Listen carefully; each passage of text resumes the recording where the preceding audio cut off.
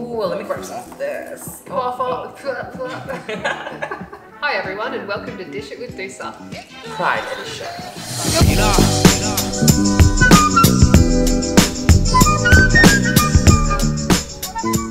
I am E. I am the queer representative for the Burwood campus here at Deakin Uni. My birth name is Vishal, but my chosen name is Rani, and I am the POC representative at the Melbourne Burwood campus. And here is Paul, our campus coordinator at Burwood, who will be hosting our amazing podcast. Alright, first question. So both of you are elected representatives on DUSA. What first interested you in DUSA? Guess I'll be you. So I came here at the beginning of 2022. I moved from Perth, so interstate. And I got interested in DUSA because it was a brand new state. I didn't know anyone basically in Melbourne. And DUSA was a great place to socialise, to join clubs, to have a safety net basically. So for me, well, I'm an international student, so best believe I am ambitious AF, alright? So I just want to have like a really, really shiny resume, you know, I want to impress my employers and look absolutely stunning. So I just joined DUSA crew because I wanted to like make more friends and network. But like it's really fun. And also at the same time as an international student, I guess having experience in an Australian work environment is pretty good. So for me to actually land like a part-time job so I can help myself financially, I needed some Australian experience, and DUSA crew was the perfect volunteer experience for me. So I put that on my resume and I got job after job after job, and we love that. We love being stacked. Second question. How has your experience with DUSA been so far? Any defining moments or achievements? Been good. As queer rep, it was really good to get the ball rolling in terms of getting rid of dead naming in the Deakin system. Period. It's still there, unfortunately, but it's definitely, again, in the works. It's definitely come a long way from since you've taken it on and you're like advocating for it a bit more better. So for me as a person of color, as an international student, I just wanted to bring that aspect into the advocacy that we do for queer people, the queer community, because when you're an international student, it's a little harder for us to access certain services or just be open about who we are. It can damage our reputation severely and the relationships that we have with friends, family. So I just wanted to be able to provide a bit of, to add a bit of culture to the advocacy that I do by making it a little more multilingual. I would come along and I would be there at different events and I would let people know, hey, look, I'm here and you could do it too. That kind of vibe, that kind of energy. How was the Midsummer Festival? Oh yeah, the Midsummer Festival. That was a great collab between both queer representatives, me and Michaela, and the Pride Club and the Geelong Queer Collective. That was a fantastic way of building community basically at the beginning of 2023. It brought back memories of the marriage equality rallies, but in a good way. In a good because way. the marriage equality rallies it was an angry energy, well at least from when I was doing it, for the 10 years that I was doing it, it was an angry energy because we were demanding our civil rights, and it could attract some people who didn't want us to have civil rights. However, this was purely everyone who was there wanted us to be there. Ooh, Miss E has gone down in history. She's an icon, she's a moment, and she is legendary. Now come on now. What was it like when you first knew you weren't so straight? Yeah, I mean, I guess for me, it started off in school. During the first few grades of school, grades 1 to 5, everything was pretty chill, and then we hit puberty, and I just realized that, so I'm trans, so I used to present as a male a long time ago, and at that time, when we were going through puberty, the students started to define what manliness was, and my behavior and my character and personality just did not fit with that idea of manliness. So because of that, I kind of sort of became the outcast. Nobody really wanted to engage with me.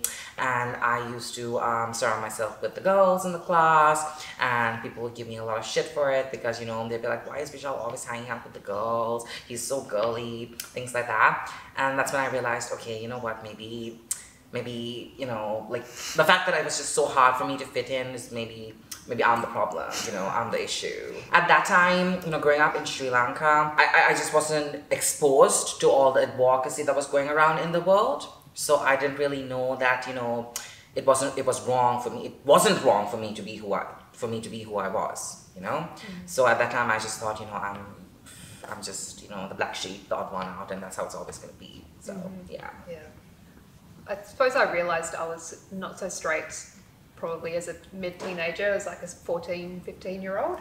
And before that, being called a lesbian was an insult. It was a way for kids to bully other kids, basically. So when I realised, hang on, maybe I'm attracted to other women, then that's why it was terrifying. Because I realised that I was what my bullies were calling me, and they were framing it as a bad thing. How has life changed from when you first knew you were queer till this moment? So quite a bit has changed, including the plebiscite that we went through as an Australian community. It's definitely way more accepting than it used to be, but that doesn't mean that homophobia's gone away. So I think it's important for Australians to kind of keep that in mind. So for me, it was a little different because majority of my life I spent in Sri Lanka, and in that community, it was really, really hard for me to just express myself and be who I wanted to be.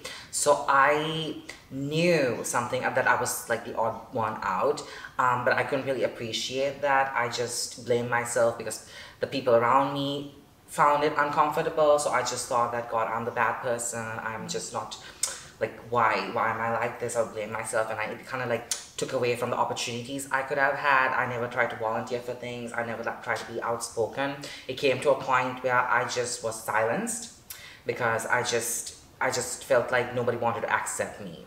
And then when I came to Australia as an international student, that's when I started discovering myself, and that's when I realized how much my potential had been stunted. When I tell people that I used to be the quiet kid in school, they don't believe me. That is how much of a change I've made. The confidence people see in me now, my outgoing personality. When I tell them that I was not always like this, they're always shocked. So this one's for Vishal.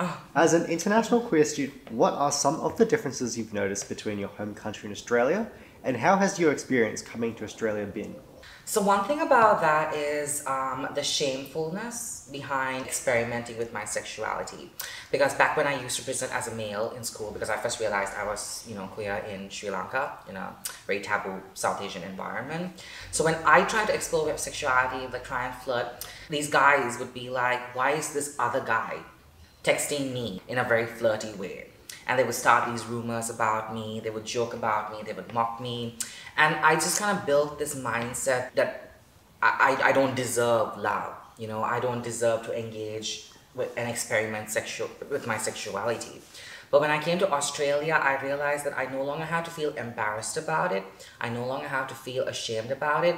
That's when I started realizing, wait a second, heterosexual couples also have these same intimate conversations. So how can they get away with it, but it's a problem when I do it, So I had to unlearn that, and I couldn't do that in Sri Lanka. So in Sri Lanka, it was just me getting kind of conditioned to think that I should be ashamed for doing what I did. But after coming to Australia, I kind of got that opportunity to express my sexuality, explore my sexuality, and little by little, I started realizing, me flirting with guys is normal, and it's okay. And it's fine. And this one's for E. What was your experience as a domestic queer student like? So when the plebiscite was happening, I was in a different learning environment. I was at TAFE in Perth, and in a good space because it was art school, and everyone at art school was pretty much gay. So I was really lucky to have that really supportive, really like-minded environment where we could express who we were and we could be who we were without too much worry about being persecuted for it. We've come such a long way.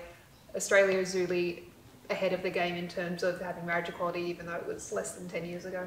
But it's better than what it was. I mean, we just had Nazis in Melbourne proudly marching against trans people, and with some notable Liberal senators. Yeah, they call the neo-Nazis now, right? Oh, yeah. Horrendous. So to say that homophobia and transphobia doesn't exist in Australia is completely incorrect. What is the importance of representation of queer people in the media? Coming from a POC perspective, international student perspective, a lot of us are very anonymous. We're not going to openly engage with like a protest, or we're not going to go to like a workshop in person, on Zoom or whatever.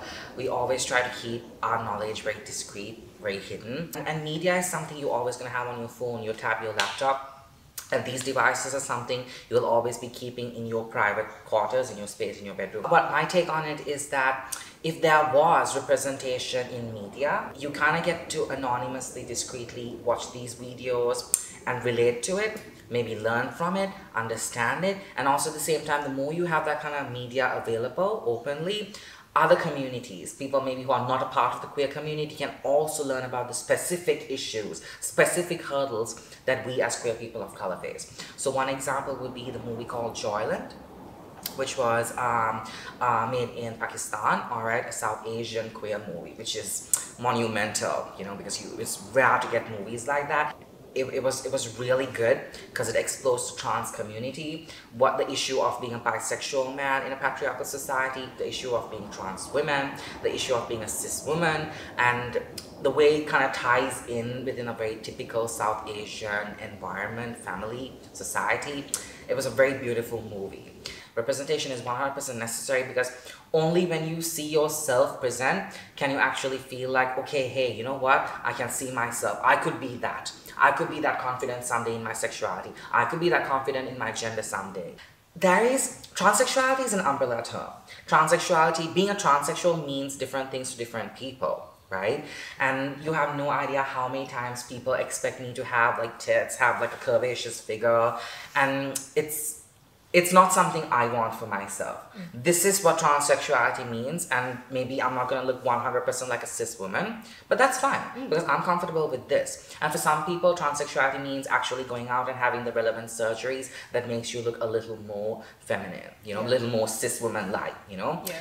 And the more that is represented in media, the different types of transsexual bodies, the different types of bodies you can have, different types of ways transsexuality can be presented and expressed, the more people would understand the normalcy behind it. So there's no specific stereotype. If you're transsexual, this is what you have to look like. And I've noticed in the Western media with trans bodies, it seems like the only acceptable way to be a trans person is to have the cisgendered version of that body. When in reality, like you said, there's so much spectrum. Basically, your body can be whatever your body is. Exactly. Yep. What is your defining queer moment in popular culture? Prince is pretty iconic with his bisexuality. Oh, and androgynous. Androgyny, David Bowie, that's probably my bias. So for me, it was when Beyonce released Renaissance. That was a cultural reset for a lot of us. Because I feel like that must have been like one time when, you know, because it goes all the way back to the queer ballroom scene, the ballroom culture. And to have that kind of music come back and to have that kind of history, the queer history come back again to the future, where proper credit is given to the Black queer community that actually initiated the whole Pride rallies advocacy, because it started with people of color. Queer rights started with people of color. So Beyonce dropping Renaissance in this time and age is sort of like an homage to that time. Janelle Monáe. Oh! What's that song? It's that Prince style one. What's that song by Janelle Monáe? Oh my god, what's the song? It's gonna change a lot, and I think it was also that time when Lady Gaga released her album as well. What was it? Born This Way. When Lady Gaga released Born This Way. I think one of the more accepting moments in life when I realized, you know what, back when in Sri Lanka when I still thought I was a problem, and I was like, you know what, I'm a problem, and it's alright that I'm a problem, was when I listened to Bad Romance for the first time. 2 songs by Janelle Monáe, Make Me Feel and Pink featuring Grimes. Those are some bisexual iconic songs. Show-stopping. Oh, not just stealing our popcorn, sir. How about like Lil Nas X? Oh yeah. I remember like that's like a modern interpretation of like representation in queer media. I remember that time, like when he released Industry Baby, and that was the scene where he's kind of like dancing naked in the showers or whatever, and it's all censored. And he put out this really amazing marketing strategy where he said he's going to release the uncensored version. All of us in the queer community had notifications set on, and we came in like an hour before the release time. We were on YouTube, we were waiting, streaming, ready to stream it, and it gets to that scene, and YouTube starts to buffer. And you're like, and for a moment that you actually think your YouTube's actually buffering. It just never makes sense because the song is playing in the background but the video is paused, right? And you're like, damn, why is YouTube stuck? And then that's when it hits, okay, you know what? It was a prank, it was a con, it was a really good marketing strategy. Was there a defining moment in your life that made you want to start advocating for the queer community? For me, it was when I was 16 and those gay feelings were brewing inside, but I didn't feel confident enough to speak up for myself. But I felt way more comfortable to speak up for other gay individuals, and that was through marriage equality rallies.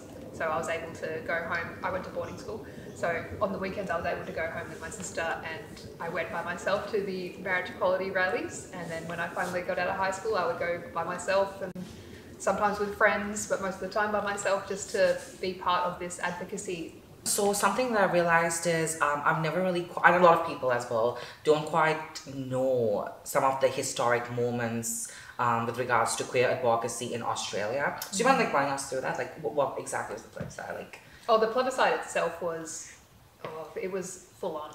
Because the way it was framed by the government at the time was that every opinion by every person in Australia was valid. There was a lot of debates on, you know, the media, like ABC, Q&A style, where people who were just advocating for basic civil rights were put up against people who said, actually, no, you're not worthy of a civil right, which they are worthy of themselves by purely being heterosexual, and thought that for some reason it was framed that their opinion on us was as valid as our humanity. And so it was tough. And I remember even getting flyers in the mail that would say, vote no for marriage equality, as in our existence is a threat to the marriage, what do they call it? Marriage institution. Yeah. Yeah. Oh, actually, I do have a bit of history. So before 2004, the concept of marriage wasn't defined specifically in the Australian Constitution. So it was a marriage, but a marriage is a union between two people. It didn't specify sex. Yeah. And then in 2004, John Howard decided that he was going to change that to make sure it said a marriage is a union between a male and a female only. In 2004. So someone went out of their way to make sure that we were second-class citizens. That it was more like of a heteronormative environment. Yeah. So he took time out of his day to make sure that we couldn't do that. So for me, it was a little different. For me, it's like always going to be about being an international student. So when I came to Australia, I just immediately started experimenting with my sexuality, gender. It's a different environment. It was more welcoming for me. So I started experimenting with makeup, you know, doing bits and pieces. I was really bad at it a long time ago. I would apply brown or purple eyeshadow and it would be really, really bad.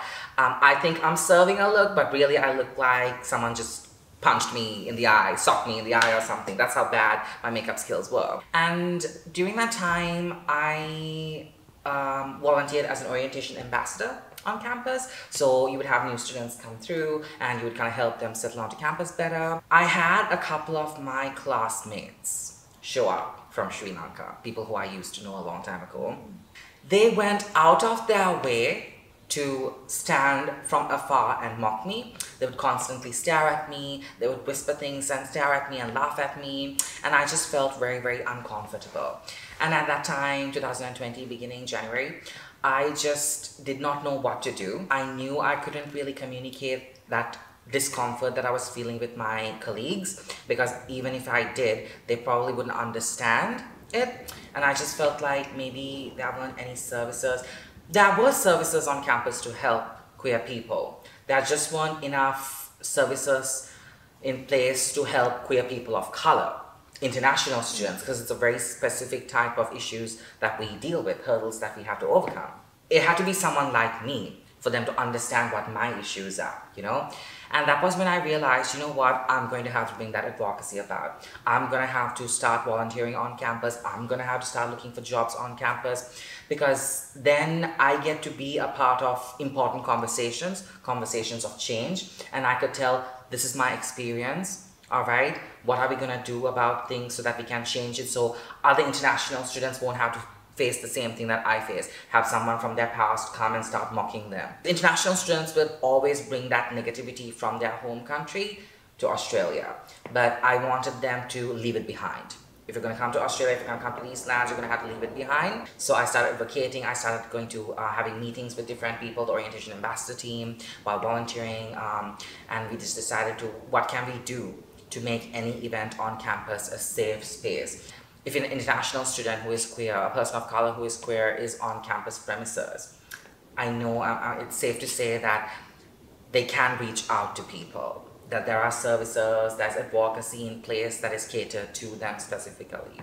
So that's why I got into advocacy, so people can see a trans person of color, a person of color in these important places, frontlining the different student services, so that they can't be mocked anymore. They can't be discriminated anymore in this environment that is more free and accepting of us. As advocates for the queer community, what is one thing that you are passionate about? For me, it's going to be POC representation any day of the year. So one thing that I put into place was having multilingual support for queer people and social media campaigns. So you won't necessarily have to out yourself.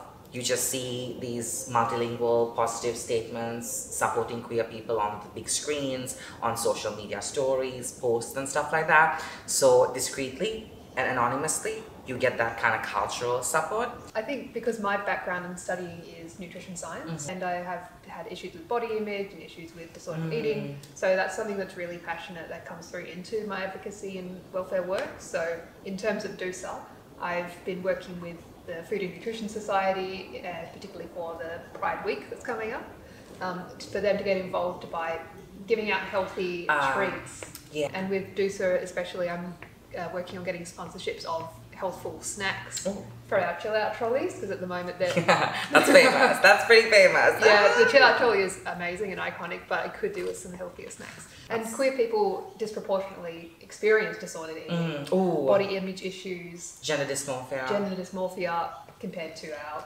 cisgendered fellows. If someone was to come and ask you what services are available to them at Deakin, what would you tell them?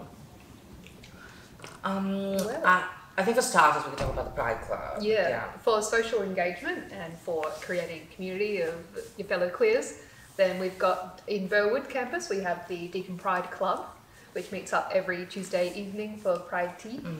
And in Geelong we have the Geelong Queer Collective, who also have regular meetups, but I don't know when they are. And then we've also got the queer room, so you can always go there if you just want like a queer safe space. You can just chill there. They've got some amazing seating and everything. We've got the sensory rooms in the library. Yes, the reset rooms. Cute. Yes, reset rooms, yeah. If you just want to like take some time off, you're feeling a little overwhelmed, especially now because it's like past week 4. Now is when, you know, shit gets real, all the assessments start coming through. You've also got DUSA services, so you've got like SAS, which is Student Advocacy Support Services.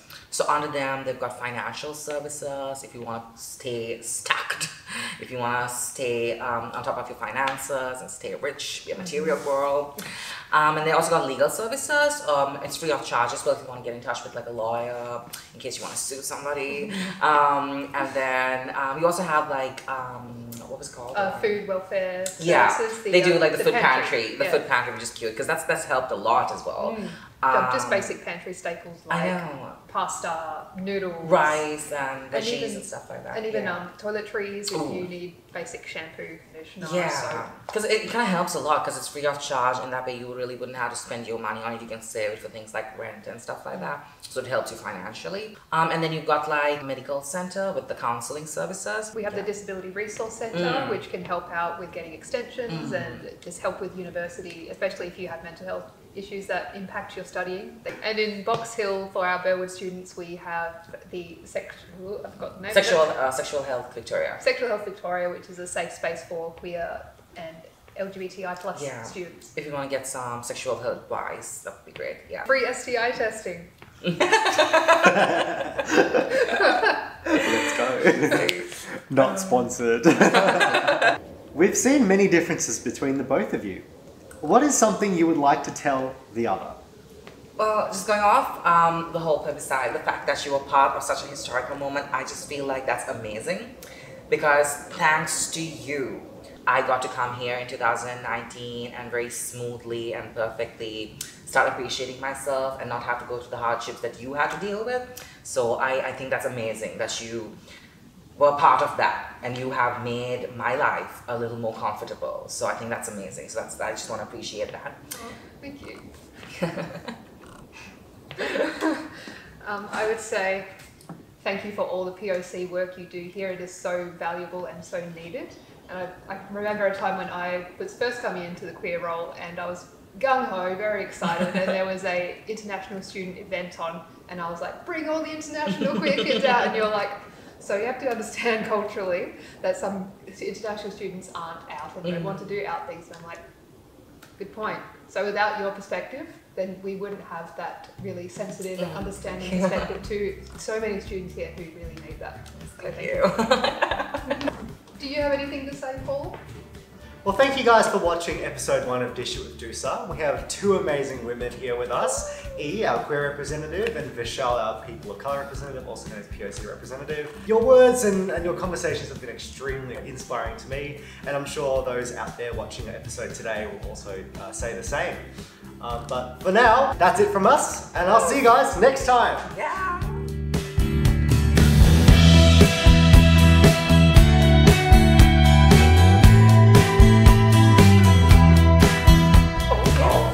Can I take the popcorn?